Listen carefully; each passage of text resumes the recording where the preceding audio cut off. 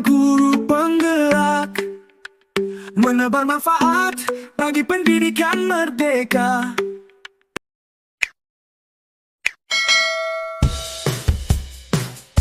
Mari bergerak bersama guru penggerak, menebar manfaat bagi pendidikan merdeka.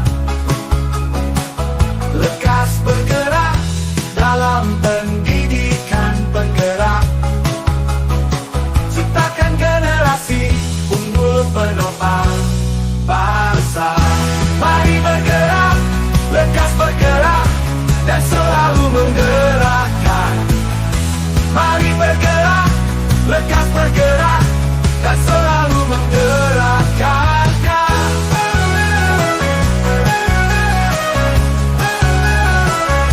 Mari bergerak bersama guru penggerak, menebar manfaat bagi pendidikan merdeka. Lekas bergerak dalam pendidikan. Selamat pagi, Bu. Oh ya, selamat pagi Bapak. Bisa ganggu waktunya sebentar? Boleh Pak, Oh iya. silakan. Permisi, Bun ya. Ya, Bu. Selamat pagi.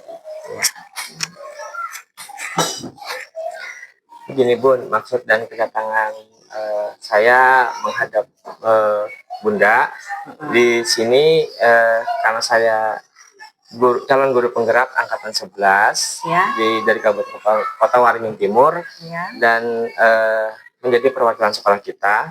ya, Nah, dalam program guru penggerak itu ada tugas di mana untuk menggali dilema etika dan rujukan moral. ya, Nah, di situ saya ditugaskan untuk menggali dari dua sekolah, dua narasumber. ya, Nah, salah satunya dari sekolah kita dan satunya lagi dari sekolah lain. Dan yang diwawancara itu adalah kepala sekolah. ya. Nah, apakah Bunda bersedia? Bersedia Bapak? Oh iya. Dengan senang hati. Terima kasih Bun ya sebelumnya karena sudah mengganggu waktu Ibu juga. Mohon maaf. Bagaimana kalau kita mulai aja Bun wawancaranya? Boleh?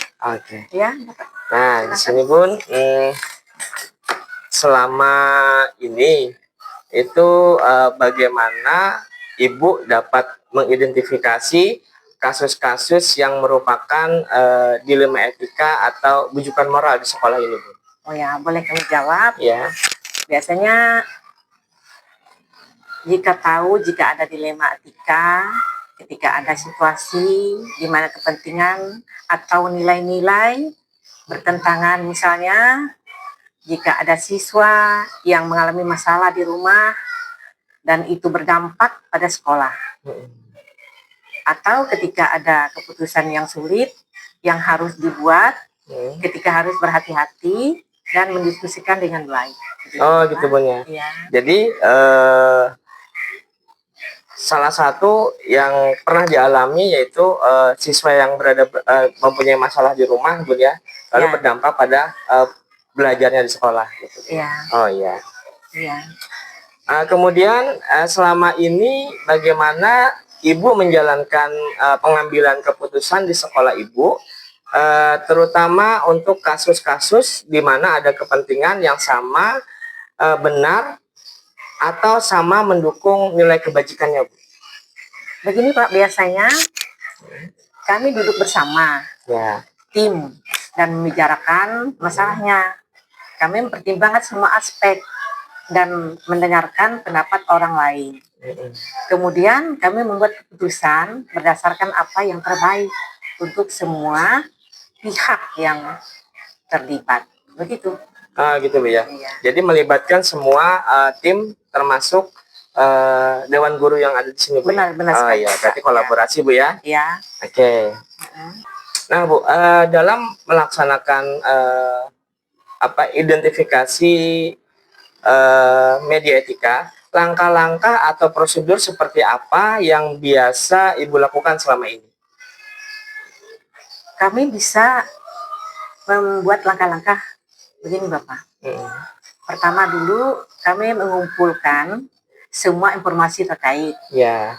Yang kedua, kami mengidentifikasi nilai-nilai yang bertentangan. Yang ketiga, kami akan bicarakan dengan tim untuk mencari solusi yang adil. Yang keempat, kami membuat keputusan dan menyusun rencana untuk melaksanakannya. Oh iya Bu ya, ternyata langkah-langkahnya Ya. sudah terstruktur Bu ya dengan Ya. baik. Ya, Dan sudah tercover lah semua Bu situ ya. ya begitu Pak. Iya. Nah, hal-hal apa saja yang selama ini Ibu anggap efektif dalam pengambilan keputusan pada kasus-kasus dilema etika, Bu? Ya, bagi kami yang efektif itu adalah melibatkan semua pihak Pak, dalam diskusi, memastikan semua orang tahu apakah yang terjadi dan membuat keputusan yang jelas Iya. dan adil. Keterbukaan dan komunikasi baik sangat membantu. Ya. Begitu Bapak. Berarti tidak ada yang ditutup-tutupin Bu ya. Iya. Harus terbuka dan transparan. Supaya jelas. Iya betul. Ya. Jelas. Iya betul. Ya. Nah selanjutnya Bu, hal-hal apa saja yang selama ini merupakan tantangan dalam pengambilan keputusan pada kasus-kasus dilema etika? Ya, kami juga mempunyai tantangan, termasuk misalnya menanggapi tekanan dari berbagai pihak, kesulitan memuaskan semua orang, dan membuat keputusan yang tepat ketika ada banyak faktor yang harus dipertimbangkan Bapak. Oh ya, berarti dalam pengambilan keputusannya itu harus benar-benar memperhatikan kendala-kendalanya Bu ya, dampak-dampaknya dari benar sekali, keputusan. benar. Itu ya. Ya. Oke. Siap.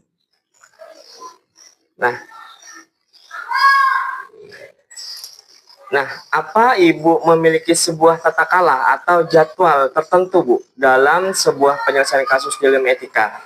Kemudian apakah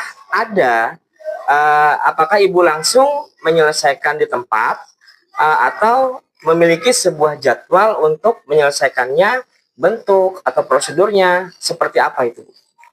Ya, biasanya kami tidak punya jadwal tepat Bapak. Tapi kami berusaha untuk menyelesaikan masalah secepat mungkin. Ya. Kami buat rencana, tindakan, dan memberikan waktu untuk setiap langkah agar semua berjalan lancar. Iya. Ya. Berarti jadwal tidak ada, cuman apabila terjadi sebuah masalah harus selesai cepat gitu Bu ya. Ya. Harus cepat-cepat diselesaikan agar tidak berkelanjutan. Ya. Oke Bu. Nah, selama dalam menyelesaikan dilema etika, adakah seseorang atau faktor-faktor apa nih Bu yang selama ini mempermudah atau membantu Ibu dalam pengambilan keputusan dalam kasus-kasus dilema etika? Biasanya kami punya dukungan dari tim sekolah Pak. Oh gitu. Bapak Ibu, Dewan Guru misalnya, adanya pedoman yang jelas dan bantuan dari konsultan jika perlu, sangat membantu, sangat membantu kami. Dukungan dari pimpinan misalnya dan komunikasi sekolah juga penting. Iya betul ya. Nah, jadi pedoman itu harus ada Bu ya, terus bantuan kerjasama tim termasuk Bapak Ibu Dewan Guru ya yang ada di sini. Supaya lancar. Iya. Nah ini Bu, mungkin pertanyaan terakhir dari saya. Nah dari semua yang telah Ibu sampaikan nih, pembelajaran apa yang dapat Ibu petik dari pengalaman Ibu mengambil keputusan dilema etika? Ya, banyak itu Pak. Ya. Saya belajar pentingnya komunikasi yang terbuka dan mendengarkan semua pendapat dari orang lain. Kita juga perlu fleksibel Bapak, dan siap menyesuaikan keputusan berdasarkan situasi yang ada agar keputusan yang diambil tetap adil dan bermanfaat bagi semua. Semua gitu ya. Iya. Berarti sangat banyak Bu ya manfaatnya dari kita mengambil keputusan terhadap kasus-kasus dilema etika. Benar sekali. Nah, mungkin ini merupakan pertanyaan terakhir, Bu. Nah, saya mengucapkan terima kasih Ya, karena Ibu bersedia saya wawancarai untuk berbagi pengalaman ya, apa yang sudah Ibu lakukan mengenai pengambilan keputusan kasus-kasus dilema etika di sekolah kita. Mungkin nanti Bu, jika ada perlu wawancara lagi, apakah Ya. Ibu bersedia lagi nanti? Oh, sangat dengan senang hati Bapak. Oh iya, terima kasih Bu ya. Terima kasih. Mungkin saya pamit mau ke kelas lagi Ya. karena tugas saya sudah selesai. Saya mau lanjut Ya. pekerjaan saya dulu. Saya juga terima kasih Bapak. Iya. Supaya lancar itu Iya. kerjaannya. Terima kasih Bu. Terima kasih. Ibu. Iya. Permisi Bu. Iya. Perkenalkan, saya Rusniwati SPD, Kepala Sekolah SDN 1 Lubung Buyung. Saya senang sekali bisa berbagi mengenai pelaksanaan penanganan kasus-kasus dilema etika dan bujukan moral di sekolah saya. Semoga apa yang sudah saya lakukan mengenai pengambilan putusan terhadap kasus-kasus dilema etika ini dapat bermanfaat bagi semua. Dan banyak hal pengalaman yang bisa saya petik dari kasus-kasus dilema etika yang sudah terjadi di sekolah kami. Terima kasih banyak buat Pak Eko pertama. Semoga pendidikan guru penggerak berjalan dengan lancar dan bisa diterapkan di sekolah kita nantinya. Selamat siang. Mari bergerak bersama guru penggerak.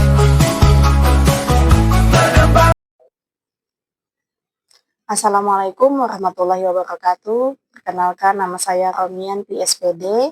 Saya Kepala Sekolah SDN 1 Baninan, Kecamatan Cempaka, Kabupaten Kota Waringin Timur.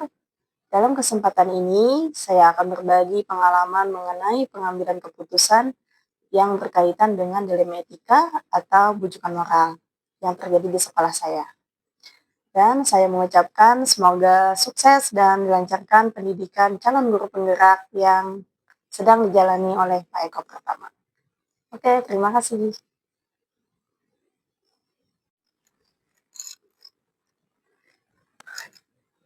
Assalamualaikum warahmatullahi wabarakatuh, Bu Rumi.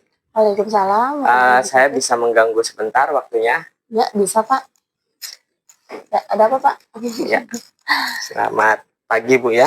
Selamat pagi. Gini Bu. Ya, silakan duduk. Ya, gini Bu, kedatangan saya ke sini. Kedatangan saya ke sini bertujuan ingin sedikit melakukan wawancara sama Ibu mengenai dilema etika. Apakah Ibu bersedia? Ya, saya bersedia Pak. Ya, siap Bu ya. Suasananya sangat enak Bu ya di sini Bu ya, tenang gitu ya. Iya. Iya. Ya begini Bu, baik, perkenalkan saya Eko Pratama, salah satu calon guru penggerak angkatan 11 dari Kota Waringin Timur. Kebetulan saya ini ditugaskan untuk melakukan identifikasi dilema etika dengan mewawancarai dua narasumber, yaitu dua kepala sekolah. Nah, yang satu kepala sekolah saya sendiri, dan satu saya dibebaskan untuk mencari kepala sekolah yang lain. Iya. Bagaimana kalau kita langsung wawancara Bu ya? Bisa Ya. lanjut. Tapi sebelumnya saya minta maaf udah mengganggu waktu Ibu ya. Oh iya, nggak apa-apa. Oke Bu, untuk selama ini Bu ya, selama ini bagaimana Ibu mengidentifikasi kasus-kasus yang merupakan dilema etika atau bujukan moral Bu di sekolah ini? Saya biasanya tahu kalau ada dilema etika itu saat ada konflik antara aturan sekolah dengan kebutuhan pribadi siswa. Seperti kasus siswa terlambat tapi punya niat tinggi untuk tetap masuk sekolah, atau bisa juga siswa berkelahi karena hal sepele dan lain sebagainya. Oh ya, jadi yang sering terjadi di sekolah ini siswa sering terlambat sama seringnya perkelahian, mungkin karena Iya, bullying Bu ya. Ya, mhm. oke. Oke. Nah, selama ini Bu, bagaimana Ibu menjalankan pengambilan keputusan di sekolah Ibu? Kemudian terutama untuk kasus-kasus di mana ada kepentingan yang sama-sama benar atau sama-sama mendukung nilai kebajikan. Saya biasanya mengajak beberapa orang dari tim pimpinan dan pengelola sekolah untuk berdiskusi. Kemudian kami pertimbangkan semua sisi dari masalah dan dampaknya sebelum memutuskan. Kami berusaha mencapai kesepakatan bersama yang adil untuk semua. Oh gitu Bu ya. Jadi saling berkolaborasi Bu ya Iya. antar warga sekolah terutama dewan guru ya. Nah, selanjutnya langkah-langkah atau prosedur seperti apa yang bisa Ibu lakukan selama ini Bu? Yang biasa Ibu lakukan? Langkah-langkah yang biasa saya ambil, Iya. yang pertama itu mengumpulkan semua informasi yang terkait, Oh iya. kemudian mengidentifikasi nilai-nilai yang bertentangan, Mm-mm. kemudian mempertimbangkan dampak keputusan untuk semua orang, kemudian mendiskusikan dengan tim, Mm-mm. lanjut mengambil keputusan berdasarkan analisis tersebut. Kemudian kami membuat rencana untuk melaksanakan keputusan. Oh ya, bagus Bu ya. Berarti itu sudah tersusun dan terjadwal Bu ya berarti ya. Iya. Oke.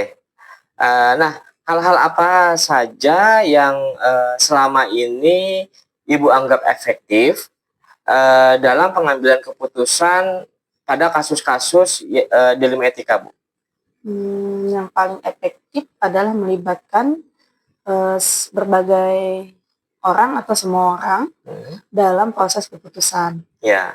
yaitu berkomunikasi dengan jelas dan transparan dalam membuat keputusan. Juga mengikuti prosedur yang sudah ada dan memastikan keputusan sesuai dengan prinsip aturan di sekolah dan etika yang memanusiakan atau kemanusiaan. Ya, ya. Berarti intinya kita kembali ke peraturan sekolah Bu ya? Iya. Iya, betul.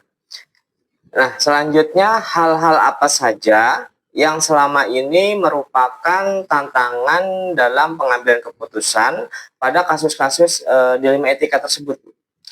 Tantangannya termasuk konflik kepentingan antara pihak-pihak yang terlibat, tekanan dari luar, dan ketidakpastian dalam memilih keputusan yang tepat. Kadang-kadang sulit untuk membuat keputusan yang diterima semua pihak. Oh iya, iya Bu ya. Ternyata kita mengambil keputusan itu belum tentu semua itu setuju Bu ya. Iya, Pasti ada tantangannya, ada yang menolaknya itu. Kadang-kadang apa yang kita anggap itu benar belum tentu orang lain itu menganggap benar Bu ya. Iya. Iya. Nah sekarang Bu, apa Ibu memiliki sebuah tatkala atau jadwal ya tertentu dalam sebuah penyelesaian kasus dilema etika. Kemudian apa Ibu langsung menyelesaikan di tempat atau memiliki sebuah jadwal tadi Bu untuk menyelesaikannya? Bentuk atau prosedurnya seperti apa yang Ibu jalankan? Saya tidak selalu punya jadwal tetap, tapi saya selalu berusaha menyelesaikan masalah secepat mungkin sambil memastikan semua langkah diambil dengan hati-hati. Biasanya saya membuat rencana dan memberikan tanggal atau waktu untuk setiap langkah, tetapi tetap fleksibel jika situasi berubah. Oh iya, berarti sudah ada jadwalnya, cuman pelaksanaan fleksibel Bu ya. Iya. Apabila sesuai jadwal ya ibaratnya sesuai pas gitu ya. Tapi kalau sewaktu-waktu ada terkendala atau apa bisa dirubah gitu ya, fleksibel. Oke, siap. Nah, adakah seorang atau faktor-faktor yang lain nih Bu yang selama ini mempengaruhi atau membantu Ibu dalam mengambil keputusan dalam kasus-kasus dilema etika? Dukungan dari tim, yang pastinya itu dari tim, yaitu dari Bapak Ibu Dewan Guru, yang kompak dan memiliki pedoman etika yang jelas, sangat membantu itu. Terkadang saya juga melibatkan konsultan atau mediator dari luar jika diperlukan untuk mendapatkan pandangan tambahan. Dukungan dari keterlibatan seluruh warga sekolah juga memudahkan proses pengambilan keputusan. Ya. Nah, saya tertarik tadi Bu dengan Ibu melibatkan konsultan tadi ya. Ya. Nah, apakah konsultan yang Ibu maksud tadi orang-orang yang khusus menangani hal seperti ini atau ada dari pihak lain, Bu? Untuk sementara ini kami melibatkan dari pihak Dinas Pendidikan untuk datang ke sekolah kami. Oh iya, berarti masih intern dalam lingkungan pendidikan, Bu ya? Iya, Belum ada yang dari psikolog atau dari apa? Belum belum ya? ada. Oh iya.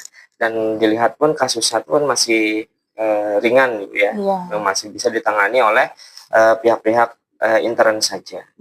Baik Bu, dari semua yang telah Ibu sampaikan, pembelajaran apa nih yang Ibu dapat atau Ibu petik dari pengalaman Ibu dalam mengambil keputusan kasus dilema etika tersebut? Saya banyak belajar bahwa keterbukaan dan komunikasi sangat penting dalam pengambilan keputusan. Saya juga belajar bahwa penting untuk mempertimbangkan semua aspek dan dampak dari keputusan serta fleksibilitas untuk menyesuaikan keputusan diperlukan. Ya, berarti intinya tuh fleksibel lagi dan aspek-aspek atau dampak-dampak apa yang mempengaruhi sebuah keputusan itu harus diperhatikan, Bu. Iya. Dan penting lagi itu saling berkolaborasi antar teman sejawat atau guru-guru setempat, Bu ya. Iya, betul. Iya. Mungkin ada lagi Bu selain itu? Selama ini seperti itu sih Pak yang kami lakukan, yaitu melibatkan semua pihak, khususnya warga sekolah sini, dewan guru, misalnya komite sekolah, pihak-pihak yang terkait, orang tua. Nah, kami melibatkan mereka dalam pengambilan keputusan dan kami juga mempertimbangkan dampak apa yang bakalan terjadi jika keputusan itu kami ambil. Oh iya, sangat bagus Bu ya. Berarti melibatkan semua pihak, warga sekolah, terutama dewan guru, bertukar pikiran dengan beliau, mereka-mereka ya. Iya, oke. Mungkin itu saja Bu yang bisa kita lakukan dalam sesi wawancara. Mungkin nanti lain kali jika saya perlu wawancara lagi, apakah Ibu bersedia lagi Bu? Iya, saya siap Pak. Siap Bu ya? Siap. Oke, mungkin sesi wawancara ini kita akhiri dulu Bu ya, dan saya mengucapkan ya terima kasih karena Ibu sudah berbagi pengalaman dengan Ibu mengambil keputusan mengenai dilema etika yang ada di sekolah Ibu. Dengan demikian saya mengucapkan terima kasih lagi. Assalamualaikum warahmatullahi wabarakatuh. Waalaikumsalam. Sukses selalu Pak. Ya, terima kasih Bu. Iya, sama-sama.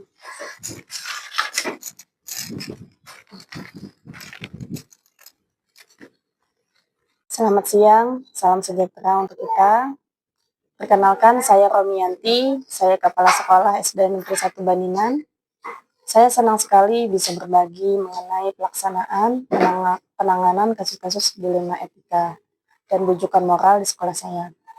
Semoga apa yang sudah saya lakukan mengenai pengambilan keputusan terhadap kasus-kasus dilema etika ini dapat bermanfaat bagi kita semua. Dan banyak hal serta pengalaman yang bisa saya petik dari kasus-kasus dilema etika yang sudah terjadi di sekolah kami.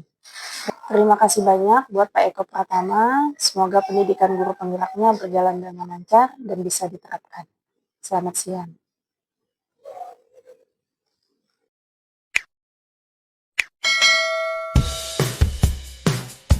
Mari bergerak bersama guru penggerak, menebar manfaat bagi pendidikan merdeka. Lekas bergerak dalam pendidikan penggerak, ciptakan generasi